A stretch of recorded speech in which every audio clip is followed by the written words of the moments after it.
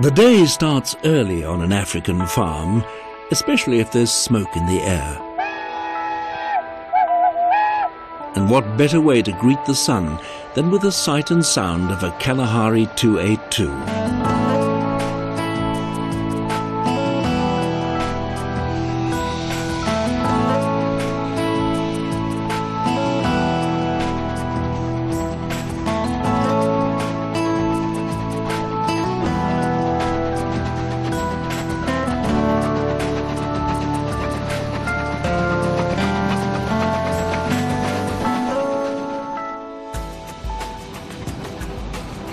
Sandstone Estates was the place to be at the end of March 2012 when over 300 enthusiasts from around the globe celebrated a centenary that passed the rest of the world by.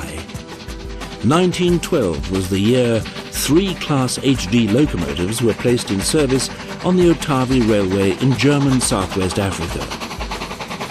For the uninitiated, the Class HDs were the forerunners of the famous Class NG15s. Otherwise known as Kalaharis. But of course, Kalahari Sunrise was not only about Kalaharis, because events at Sandstone are very seldom about only one thing. Visitors were treated to a feast of narrow-gauge machinery, from the big to the small. In the 10 days of action, enthusiasts were invited to get out and get involved. All but one of Sandstone's 22 operating locomotives were steamed, and many participants were directly engaged with driving, firing, and generally keeping the wheels turning. However, most people were content simply to be mesmerized by an endless parade of vintage machinery, recording for posterity the scenes unfolding before them.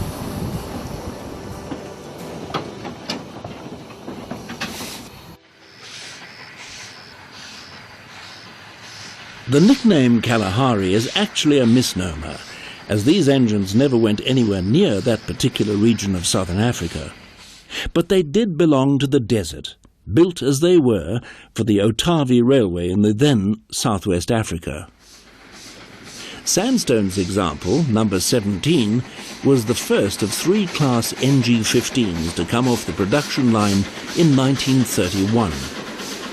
Derived from the basic design of the Class HD, further batches were built between 1939 and 1957, with a total of 21 all told. After the Southwest African railways were re-gauged from 2 foot to 3 foot 6 in 1960, number 17 and her sisters were transferred to the Aventure Railway in the Eastern Cape. Here they served with distinction until being displaced by diesels. As the first of the class, number 17 was earmarked for preservation after withdrawal from service in 1985. Instead, she ended up as a rusting hulk at Springs Depot in Gauteng, and here she would have remained if the Sandstone rescue team had not intervened.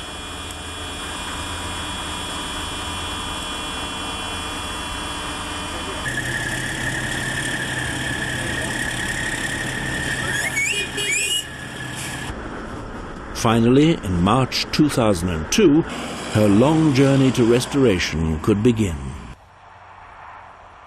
Her restoration was carried out here at the Sandstone workshops in Bloemfontein. New boiler tubes formed only a part of a complete rebuild, with a great many missing, worn out and broken parts fabricated from scratch. The transformation from derelict hulk to gleaming machine took 15 months.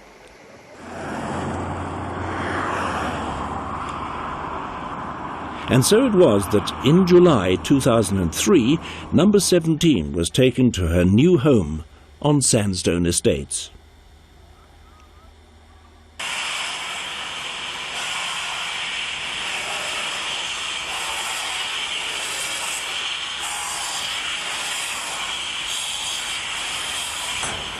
When she emerged under her own steam for the first time, it was indeed a special day. Her first outing in steam was a complete success. Since then, she's been an impeccable performer, and is a favourite with crews and photographers alike.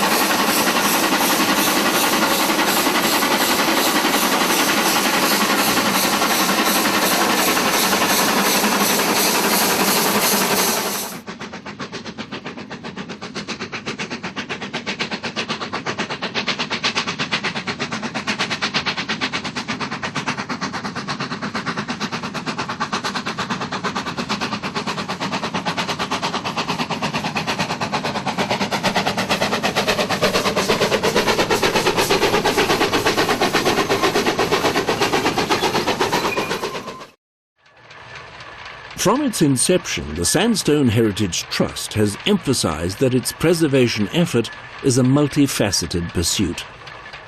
While the railway is the centrepiece of the estate, it has never been the exclusive focus of attention.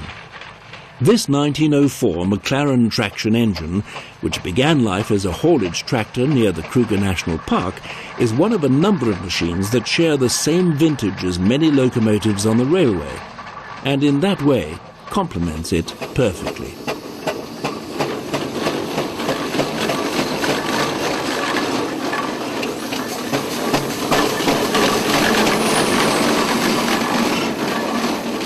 It was restored from a derelict state by Keith Stevens in KwaZulu-Natal in 2008.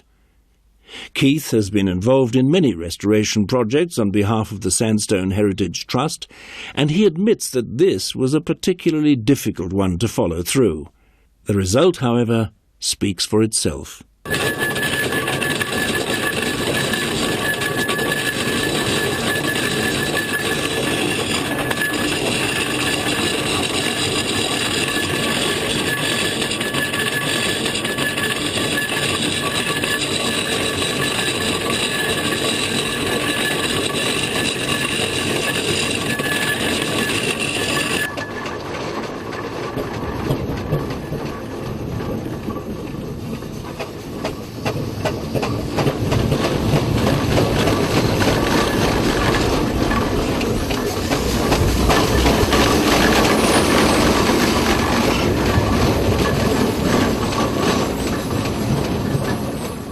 By the 1890s, steam traction engines were to be found throughout South Africa, going wherever the primitive roads of the day would allow.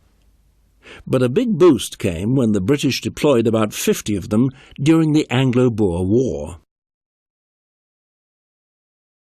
The engine most favoured by the British military was the mighty Fowler B5, and it's one of these machines that found its way onto Sandstone Estates via the De Beers mine in Kimberley. She dates from 1901 and was restored during the course of 2002 after being stripped down to the last nut and bolt.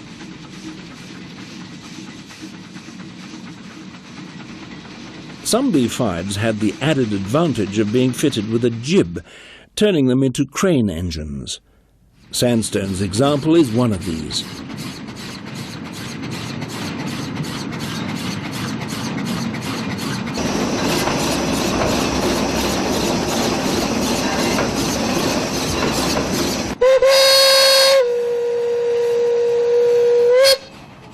During Kalahari Sunrise, it was proven that the jib is more than just a cosmetic adornment.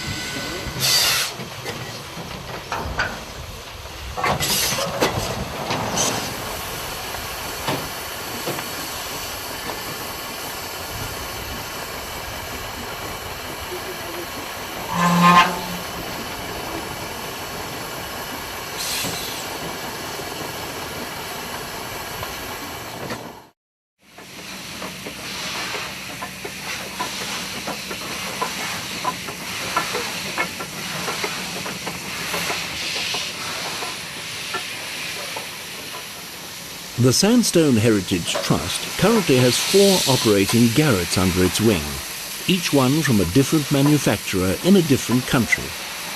Here, the 4 of them are being shunted into position for a photographic session.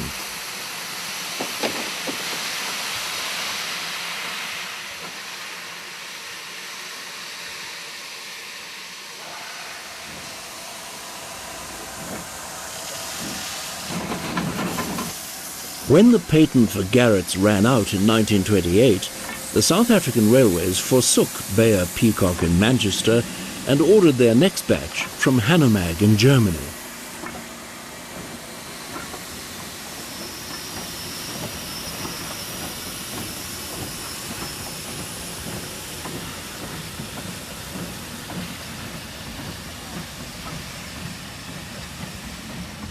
The new engines were far in advance of their British predecessors.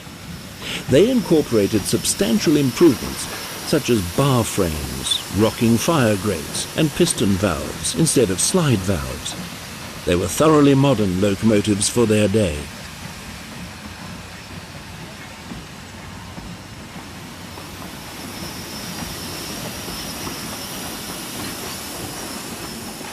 Indeed, the South African narrow gauge in its heyday was built and operated to the same high standard as the country's broad gauge. The various narrow gauge lines were regarded as important railways in their own right, with none of the penny pinching suffered by similar lines in other parts of the world.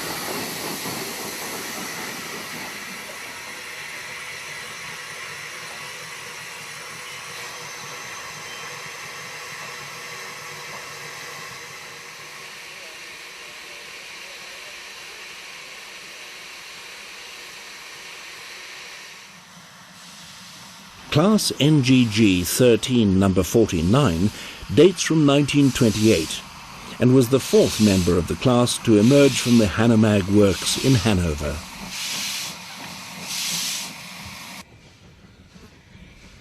Apart from an experimental stint on the Otavi Railway in southwest Africa, she spent her working life on the Port Shepstone-Harding Alfred County Railway. She was rescued in a derelict state from Springs Locomotive Depot in early 2002, and after an extensive rebuild at the Sandstone workshops in Bloemfontein, was back in steam by the end of 2004.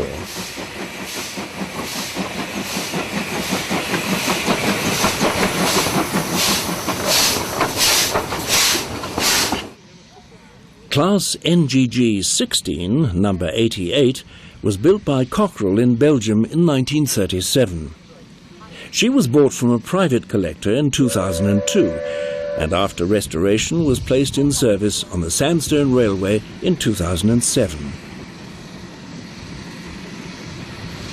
Wearing the same green livery that she sported in her days on the Alfred County Railway, she is a firm favourite with crews for her free-steaming nature.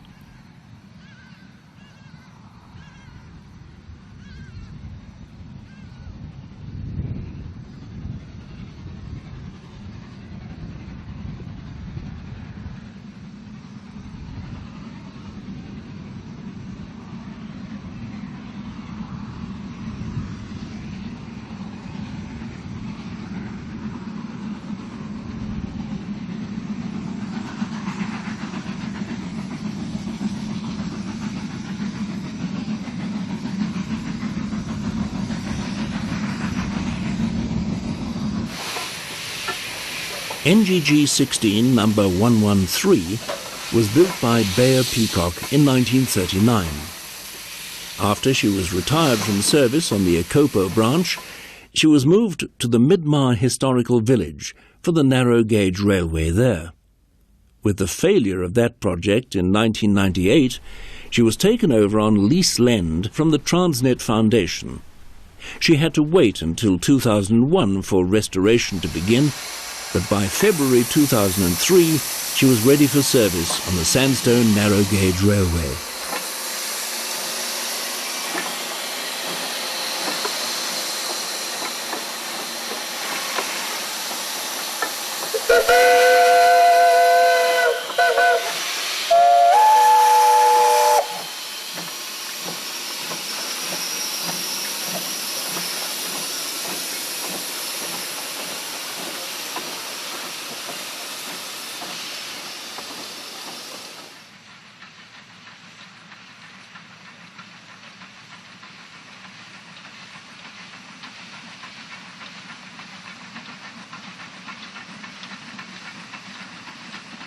The third NGG-16 on the Sandstone inventory is number 153.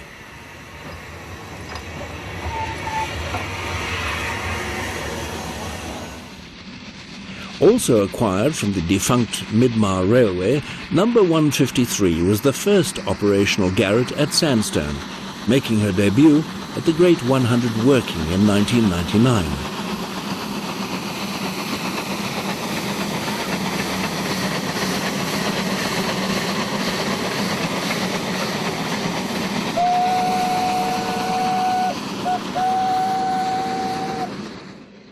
She has the distinction of being one of the last of her class to be built, coming from Hunslet Taylor in Germiston in 1968.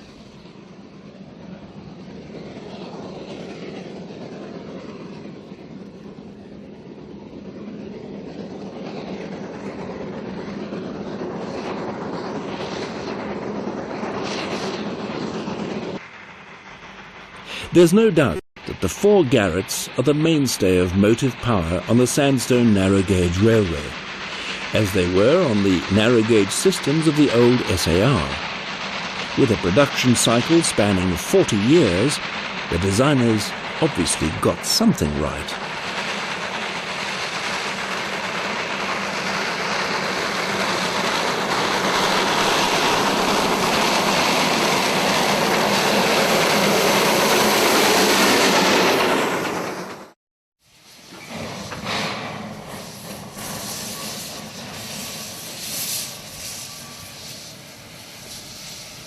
One of the most intriguing locomotives at Sandstone is the so-called Feldbahn.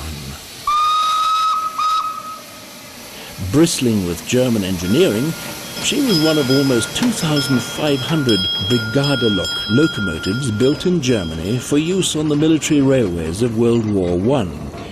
So the load of military equipment is entirely appropriate. The German military light railways were known as the Deutsche Feldbahn, or DFB. DFB number 498 dates from 1915 and saw wartime service in Berlin. After the war, number 498 was sold to the Senna sugar estate in Mozambique. And after the civil war in that country ended in the 1990s, she was shipped to the UK, only to be shipped back to southern Africa when she was acquired for restoration by the Sandstone Heritage Trust in 2005. At about 10 tons empty, she's a fair-sized loco for a light railway. In fact, the Brigadeloks were the largest class of narrow-gauge locomotive used by the German military. And although she has an 080 wheel arrangement, the ingenious Klein-Lindner articulation system allows her to negotiate the sharpest of curves with ease. Because of her wartime past, number 498 could almost be thought of as belonging to both the railway and the military collections of the Sandstone Heritage Trust. And true to form, the military contingent fielded an impressive display of force.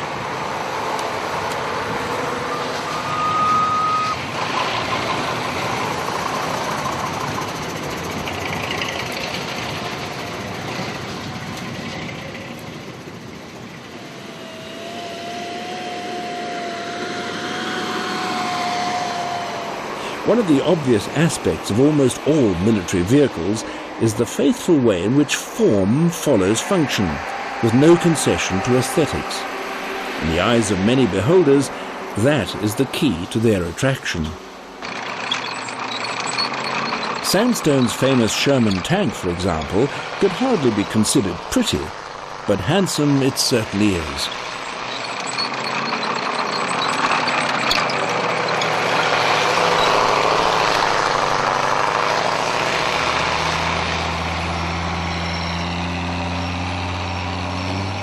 Military displays like this are run jointly with the South African Armour Museum. It's an association of which the Sandstone Heritage Trust is justly proud.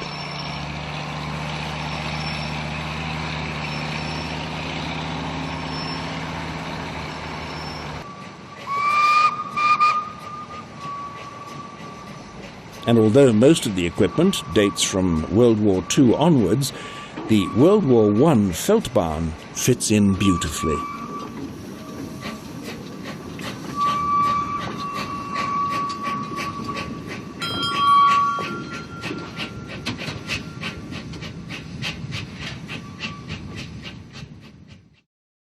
In February 2011, long sections of the railway were badly damaged by floods, necessitating the closure of the 5-kilometre section between Vailima and Pandora Junction. There were fears that this very scenic route was permanently lost, but at the end of 2011, it was decided to rehabilitate the line. The happy consequence of the reopening of the Vailima loop was a train ride every evening around the entire 26-kilometre system.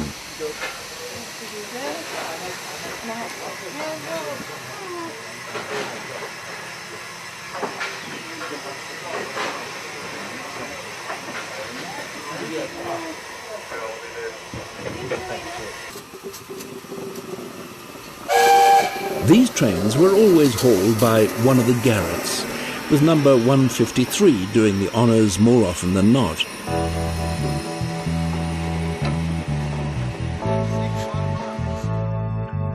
The general rule was to head out to the Grootdraai balloon first, so that passengers could enjoy the late afternoon view of the Maluti Mountains.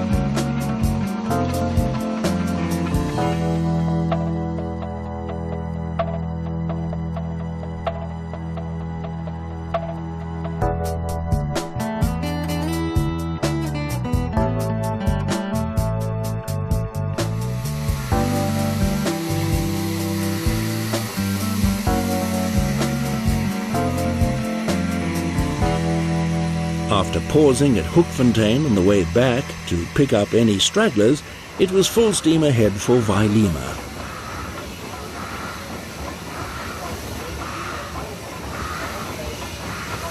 Rattling through long lines of wagons and coaches on the outskirts of a station always feels like a real railway experience, and must surely have felt that way for the locomotive crew. It's 35 years since I've been to South Africa last, and I've never since then seen so much steam engines running around and trains going everywhere. You can't really do that in Australia anymore. There's the odd train here and there, but it's got that attraction about being able to drive and fire them. John hails from Adelaide, South Australia. He's come to this remote corner of the Eastern Free State in South Africa specifically to drive trains during the Kalahari Sunrise event. A big attraction at Sandstone is that not only can you come to watch, you can also come to do. And John and fellow enthusiasts from around the world have converged here to do just that.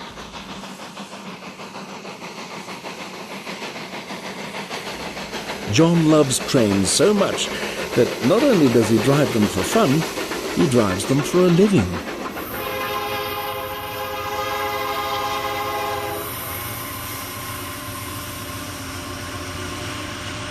The footplate he occupies in his professional role looks somewhat different though. It's bigger, heavier, and the trains are a bit longer. These are the trains of the Rio Tinto Railway in Western Australia. They're amazing. They're monsters. They work on strictly heavy-duty American practice. The locos are huge. They're 190 tonnes each. They're 4,400 horsepower.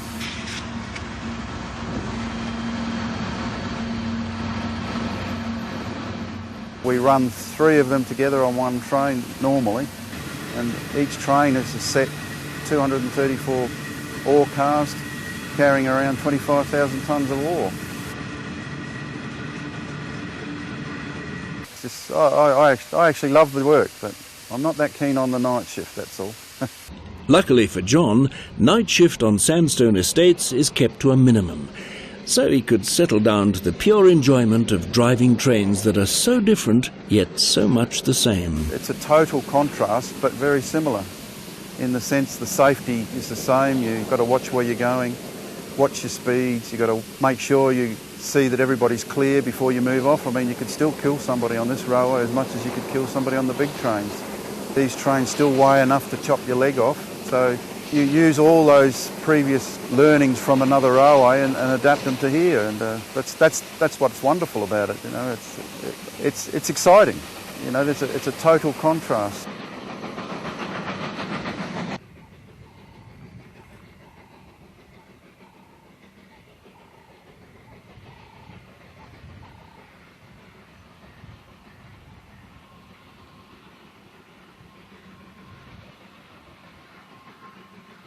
I love just the basicness of a 2-foot gauge railway. I mean, this is good quality track, 60-pound rail. A lot of broad gauge stuff in Australia ran on less than 60-pound rail, so it's good track, and the engines are just wonderful.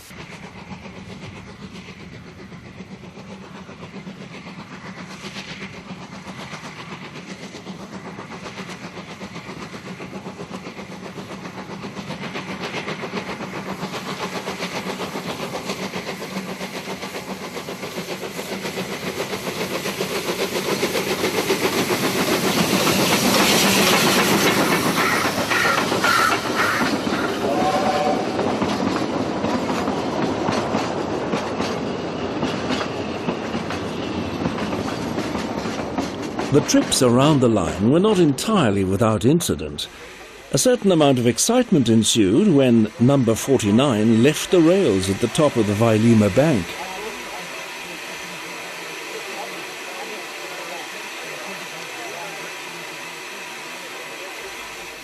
It was only the leading pony truck that had come off, but a derailment is a derailment.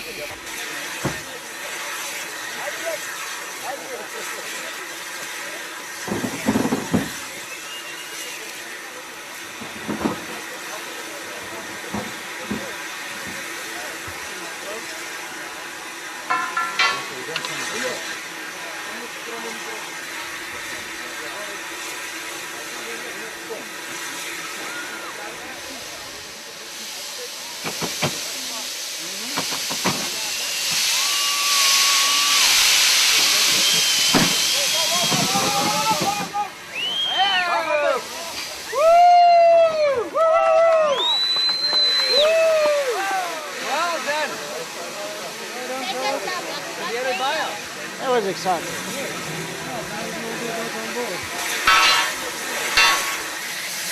Everybody just move off the track, please. We're going to bring you right forward.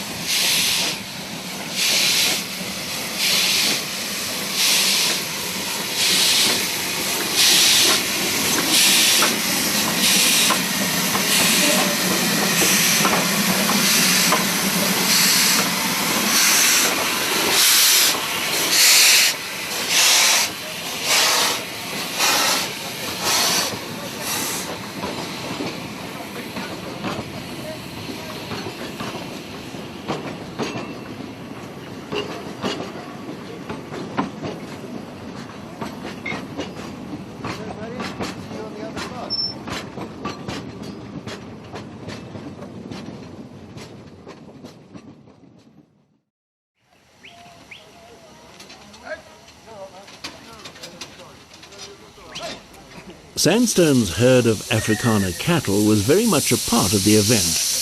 It was on the backs of these humble beasts of burden that the South African hinterland was opened up.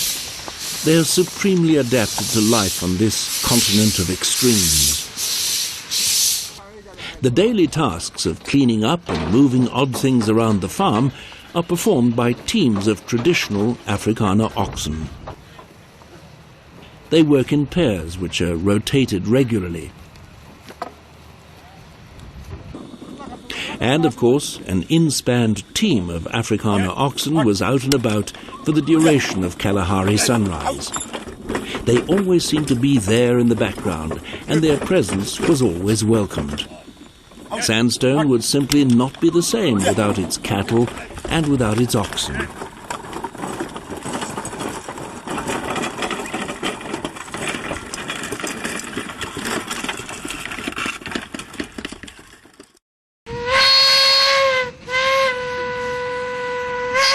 In a grand experiment, Sandstone's Fowler B5 was given a thorough test to see just how many wagons it could pull.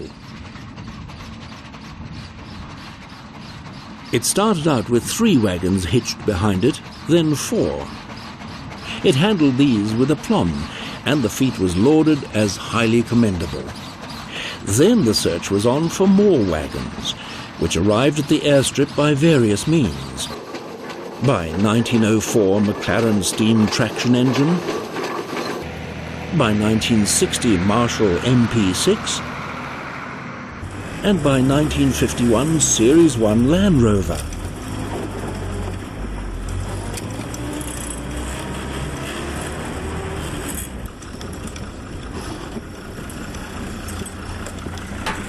With 10 wagons attached and everything secured, the B5 picked up the load as if it wasn't there. Not for nothing were these machines known as road locomotives.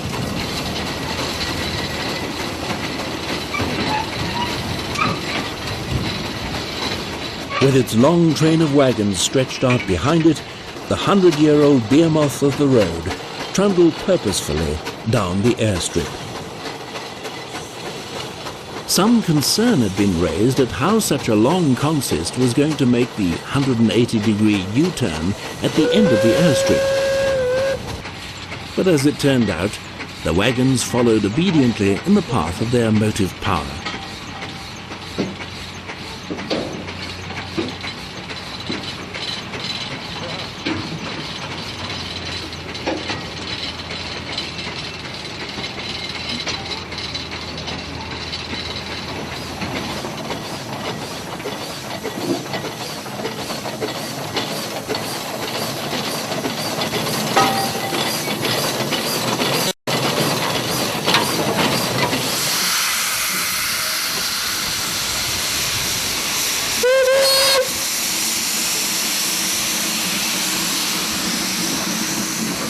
Two trains of equal length side by side.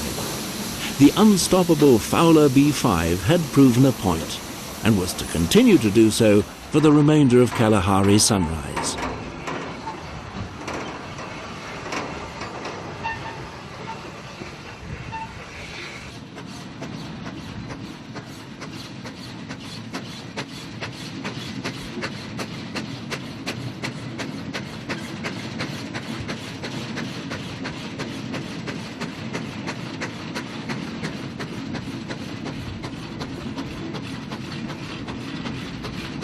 We asked driver Henk de Prier what it was like to drive a monster like the B5.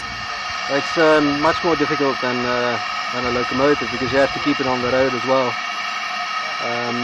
So when you have to do that and fire it and handle the regulator, then it becomes quite a challenge. That's why we also 2 guys on the footplate.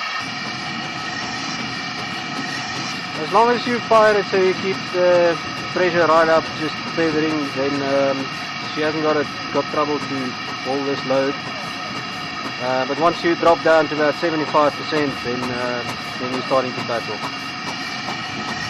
We're still in high gear though, so if we had trouble, we could just switch to low gear and we could still take the load.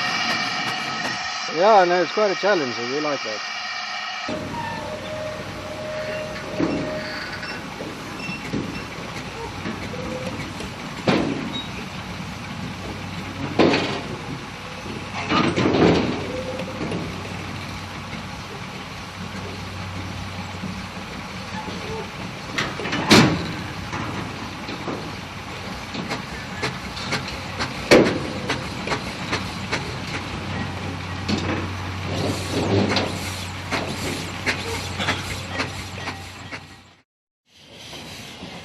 Number 4063 is a very rare example of the Car Stewart Darwin class, probably the only working example in the world.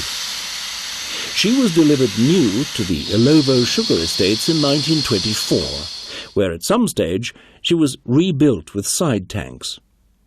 For restoration, it was decided to rebuild her to original condition as a pannier tank. This was easier said than done, because when she arrived at the Bloemfontein workshops in 2007, she was nothing more than a frame and a pile of rusted parts. But by the end of 2007, her restoration was complete, and after a successful steam test, she was ready for action.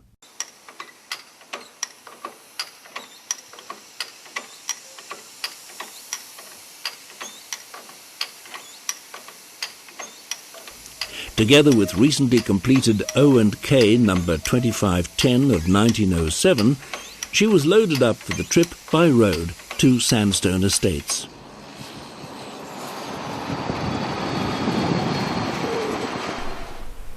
Once at Sandstone, the two locos were placed on the rails at Vailima siding and shunted slowly over the Pandora Bank to the steam workshops at Hoekfontein. Their diminutive size, compared to the Bagnall diesel propelling them, is quite apparent.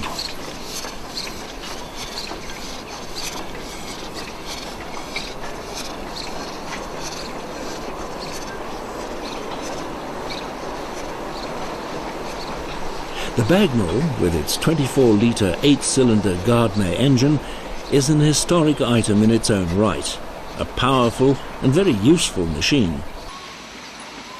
The new engines were placed in service and had their first public appearance at the Cosmos Festival in 2008. Both of them steamed well, proving the quality of their restoration.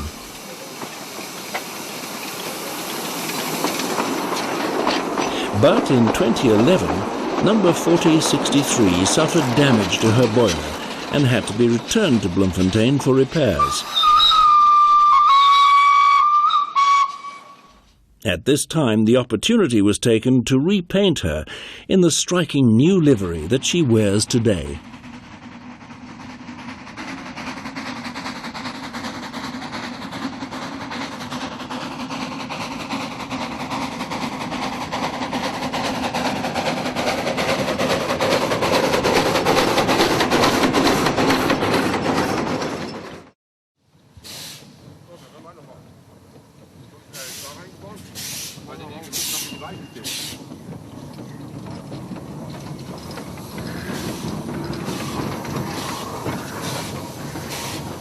With two Orenstein and Koppel locomotives and an Arn Jung in steam, a genuine German sugar loco experience was only to be expected. And as a bonus, authentic German crews were on hand to coax these dapper little engines through their duties.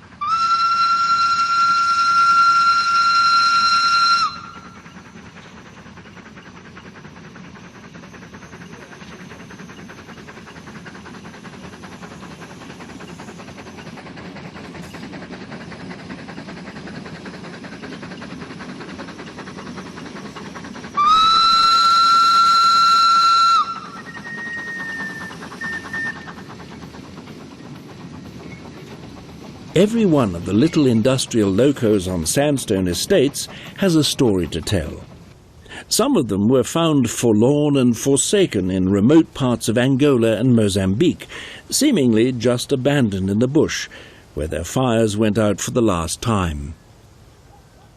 The exact history of each of them might never be known, but their spirit is alive and well at Sandstone Estates. They will be starting in about 2 minutes. Ja. Rüdiger, hier ist Wolfgang. Wir sind bereit. Wir warten auf euch und brauchen viel schwarzen Qualm. Ist kein Problem, ich habe meinen Rucksack, jetzt geht gleich los. Okay, alles klar, bis gleich. Ihr pfeift ja auch, ne? The only thing I could understand is Schwarzen. Yeah. I asked for some black smoke. There are a lot of black smoke, of course. Yes.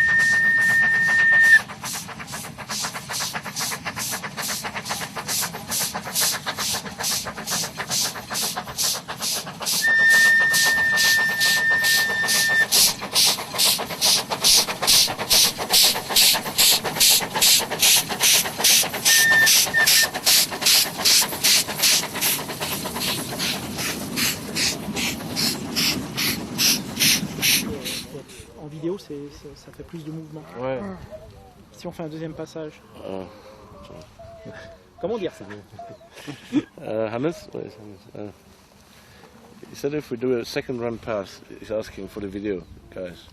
If they do a second run past, can the car move along away. the train? Yes. No, along the train. Yeah, I'll ask him. Au niveau du... First wagon. Not next to the loco. They Not should loco. First drive wagon. along the first wagon. Yeah. I'll ask him. Yes.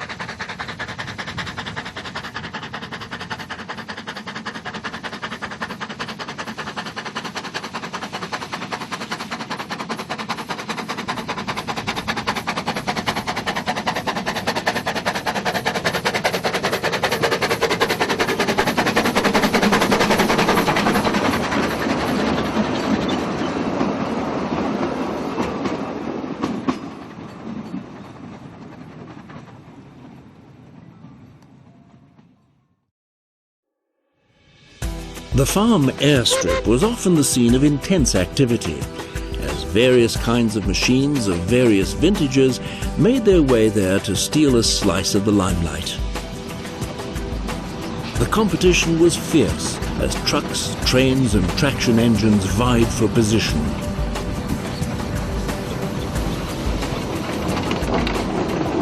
Even the oxen got into the act, with spectators and photographers doing their best to keep out of the way.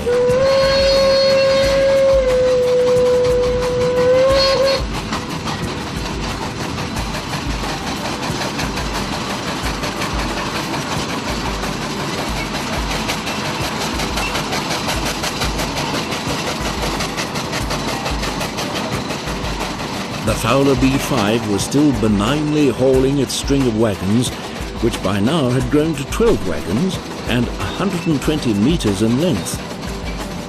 After a hard morning's enjoyment, the next thing on any enthusiast's mind would be lunch, with a gentle hiss of steam to aid digestion. But loafing on the grass is not what Sandstone is about. Sandstone is about action.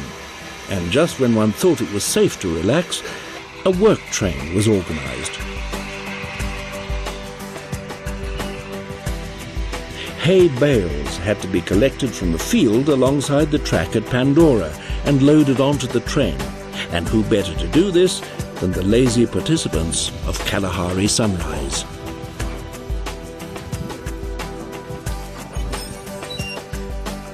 Thank you. Hey kid, doing some hard work for a change, hey? But it's all good stuff. It's nice seeing this equipment, this engine being used the way it should be used on a farm grafting away. Lots of happy tourists in the back. They love this. But not such happy workers, eh? I need a vacation.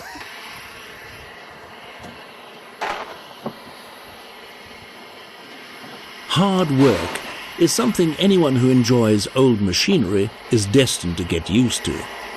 This Sentinel steam wagon is being refueled, and after the back-breaking task of loading a few 100 kilograms of coal into the bunker, you're still not ready to drive off.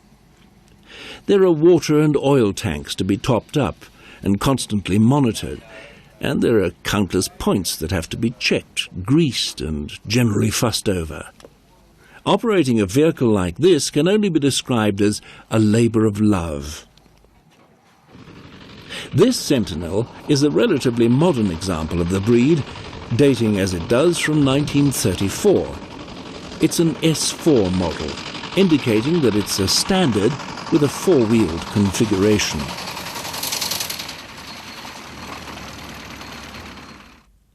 In the 1920s and 30s, steam-powered trucks were a common sight on the roads of the day, and like their modern counterparts, could be quite a hazard. They would mostly be found around urban areas, as long-distance freight in those days was the preserve of the railway. Although it's claimed that this Garrett steam lorry was driven all the way from Durban docks to its new owners in Johannesburg. In those days, such a journey must have been quite an adventure.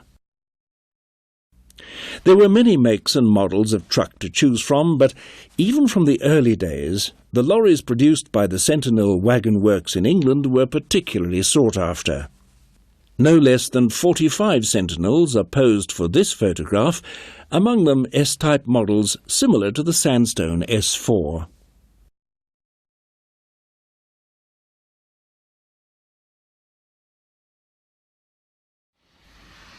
In fact, the S-type Sentinel was the biggest-selling steam lorry of all time. A total of 3,750 standards were produced, with the final batch exported to Argentina as late as 1950.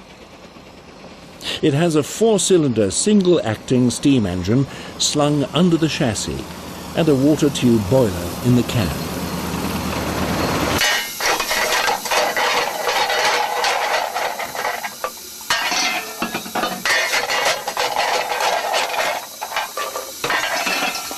Like a conventional horizontal boiler that has heating tubes which run through the boiler which boil the water around the tubes.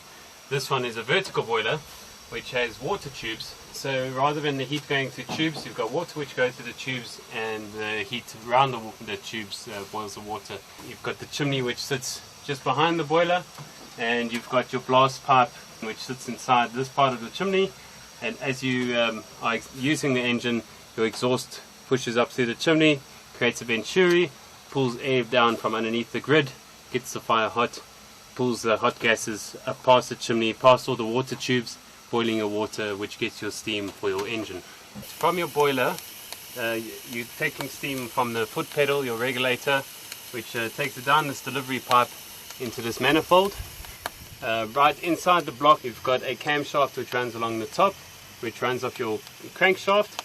And your cam lobes push the push rods, which open and close valves inside here, poppet valves, and then your second cam will open up another valve, which is opening up your exhaust port, and that will exhaust the steam up to your chimney, which I was explaining creates your venturi for your fire, and then that's connected to your crankshaft, which then goes through your high and low speed 2-speed gearbox, and then via prop shaft down to your diff, which drives your back wheels.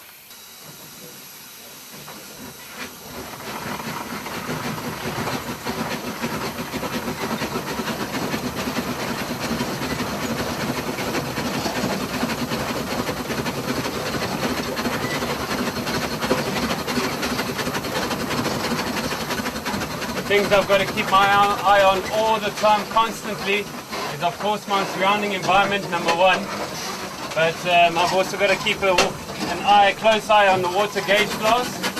If we run out of water, well then we have serious problems. The second thing I've got to watch out for is my steam pressure. If I haven't got enough steam pressure, I can't get water into the boiler, and then I've got some serious problems once again. As we start picking up speed, start notching back. That's adjusting my valve timing.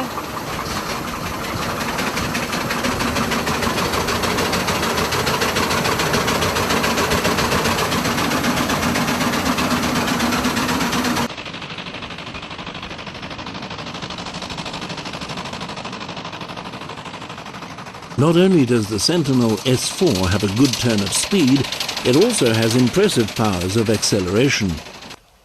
The power and speed are very satisfying, but there's no end to the hard work that these attributes depend on.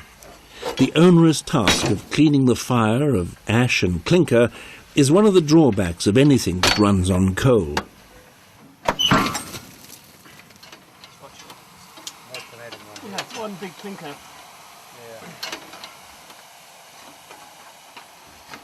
There it goes. Wow. That's quite a clinker. But those who love them dispense such care and attention willingly. They know that what you put in is what you get out.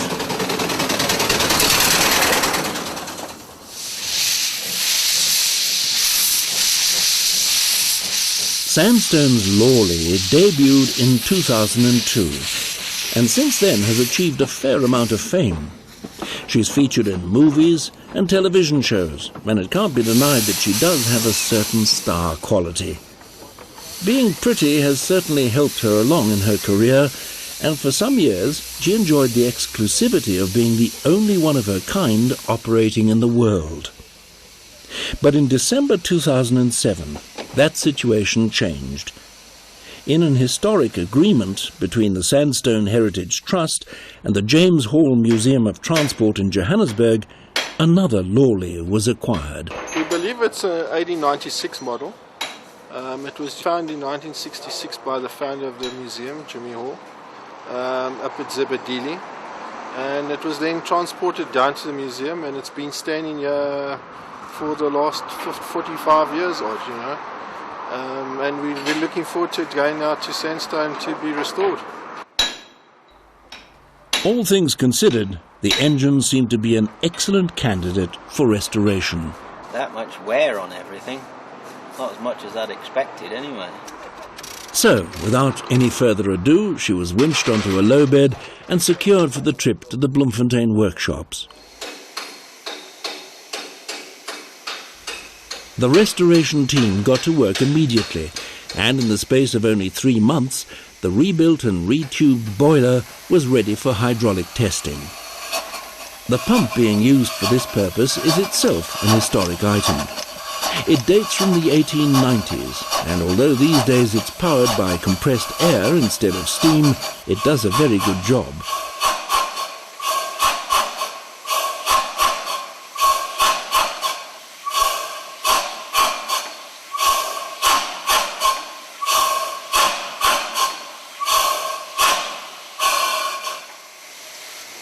Leak over here, I see it there, a little bit here,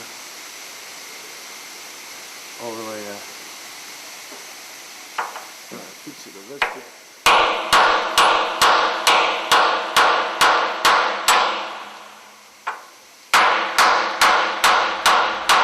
During restoration, the engine's identity was revealed as Works number 263 from the Falcon Engine and Car Works in England.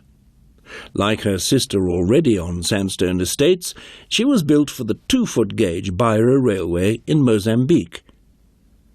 After that railway was converted to 3-foot 6-inch gauge in 1900, she was taken over by the then SAR and allocated the number 97.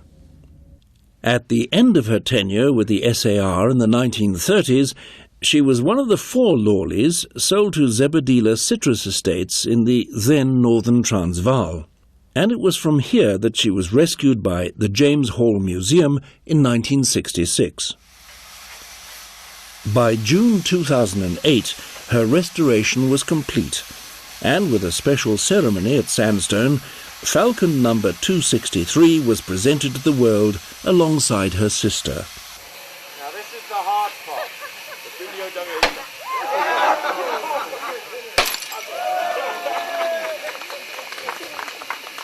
Well done, yes. Well done. Well done.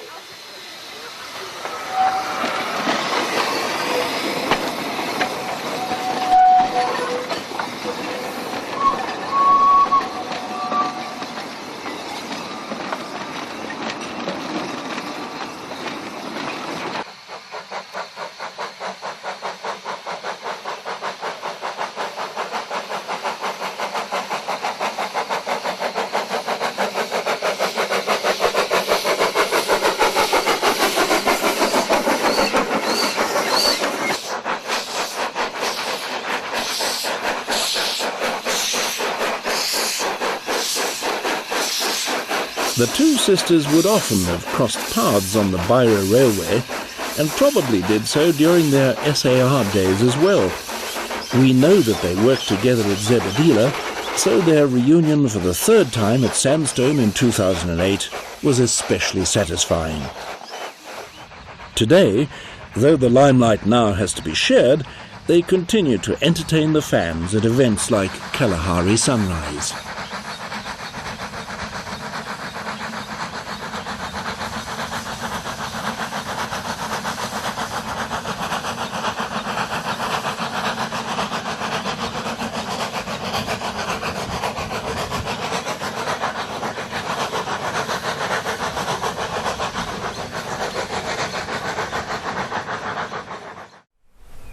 Sandstone Estates is very much a working farm, so it's not surprising that great emphasis is placed on the preservation of agricultural heritage.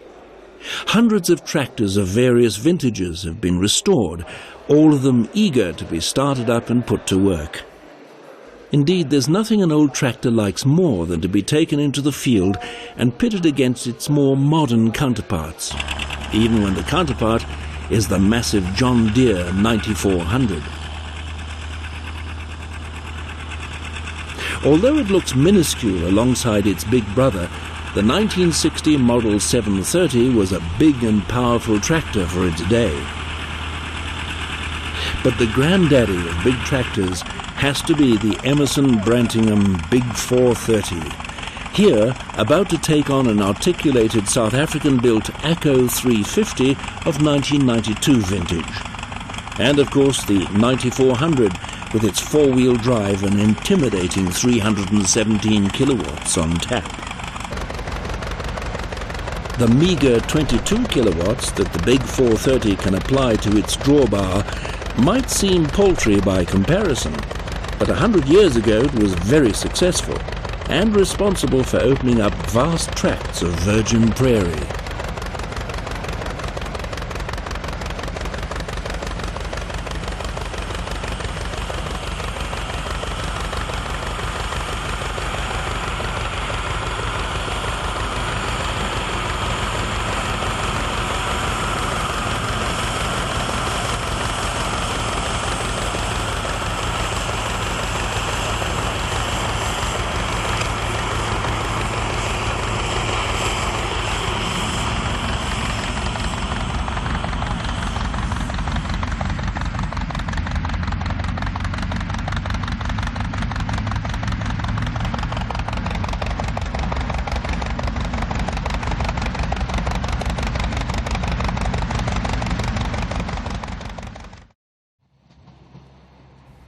One of the great things about a private railway is that you can run all sorts of odd things on it.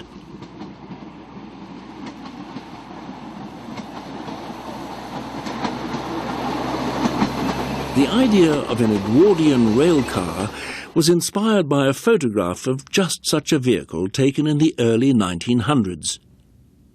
A similar railcar chassis had been found abandoned in the veldt near Krugersdorp, and this was to form the underpinnings of Sandstone's new railcar.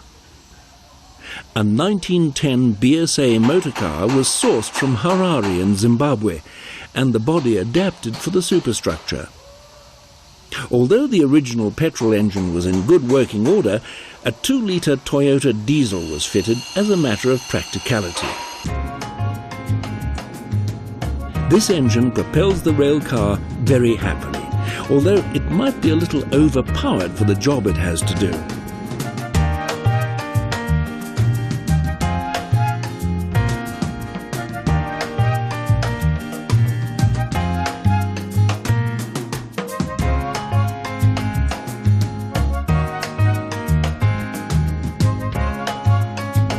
The countryside is beautiful, the company is good, the ride is smooth and serene.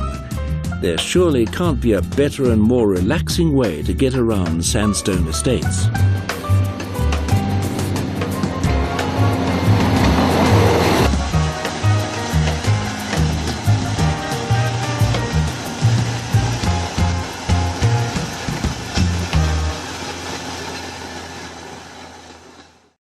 During Kalahari Sunrise, there were always things going on at Hookfontein. Sitting at the station building, you would never have to wait long before something appeared that was worth photographing.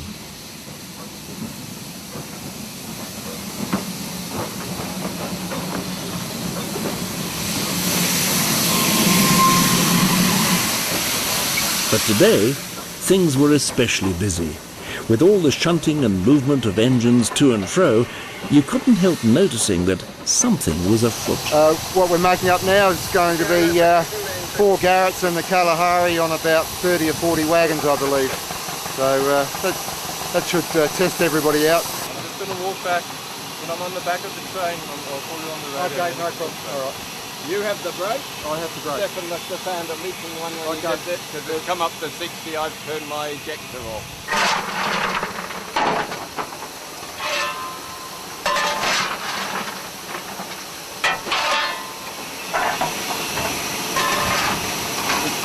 Just waiting for Stefan to get to the back, then we'll be setting back.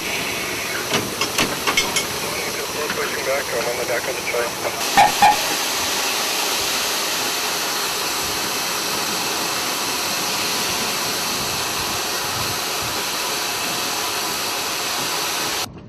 While the train was being made up, it was discovered that a leak somewhere in the vacuum pipe was preventing the brakes from releasing properly.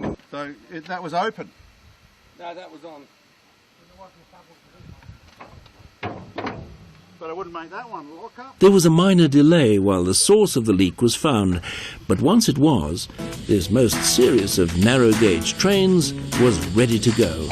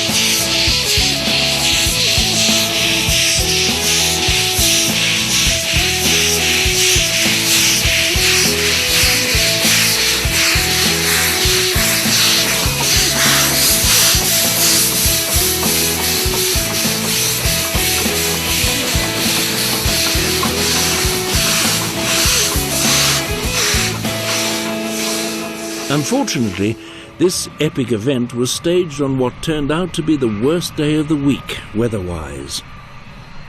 As the train rounded the balloon at Grootdraai, the wind howled across the lands, and the first signs of rain hung ominously on the horizon.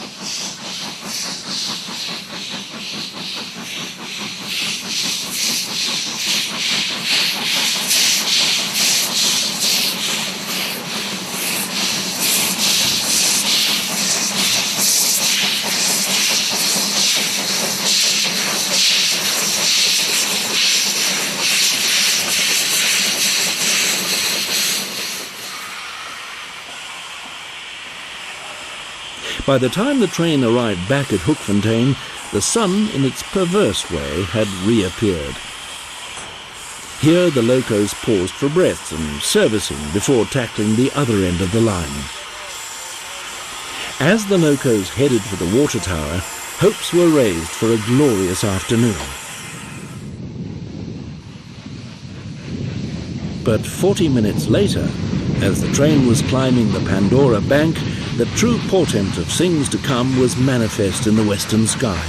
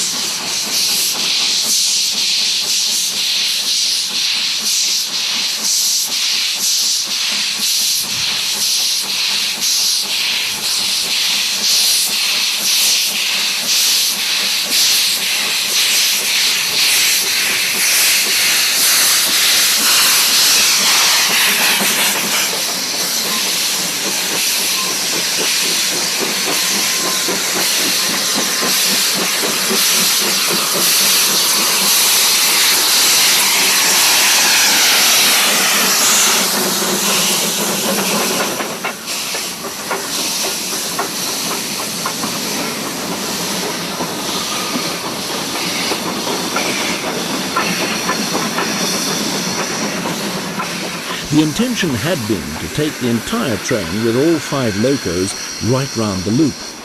But shortly after descending into the gathering gloom towards Vailima, the storm broke, and the intention had to remain just that.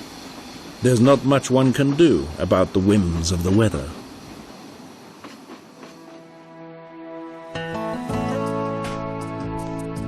And so Kalahari Sunrise drew to a close. Despite the patches of bad weather, there was unanimous agreement that it had been a great success. This was in no small measure due to the participants themselves, who embraced the spirit of the event, got stuck in with both hands, and helped to make it all happen.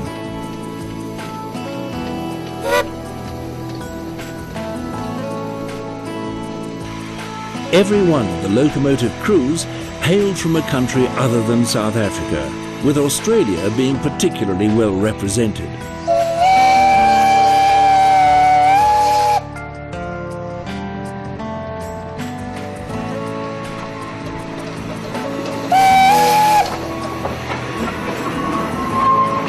In overall charge of drivers and firemen was Dave Rollins, an enthusiastic supporter of the Sandstone Heritage Trust. Sandstone's got to be the number one. I mean, it's not only the size of the railway, the number of locos that are available, and the stock and what we can do. There's a certain amount of freedom, providing everybody's accredited. We've obviously got a timetable that we stick to. We've obviously got a schedule and a roster, and the guys accept that, and they're quite happy to do whatever's required. And number of run pass we do for photographers like yourself is no problem at all. You know, they're all quite happy to muck in and do that and make smoke when required, although it's not the done thing, as you probably know when you run into things for real. But yeah, and there's nowhere else in the world you can do it. And while the crews were obviously enjoying what they were doing, their willingness to please also made photographers very happy. That's right, it is nice to know we are appreciated, and there's been quite a number of photographers who've come up to me personally and thanked me for what we've done and the crew going back, you know, where most of the photographs have been taken, particularly the dawn shots, which have been difficult with the weather. The weather hasn't been kind to photographers, unfortunately, but that's luck of the draw.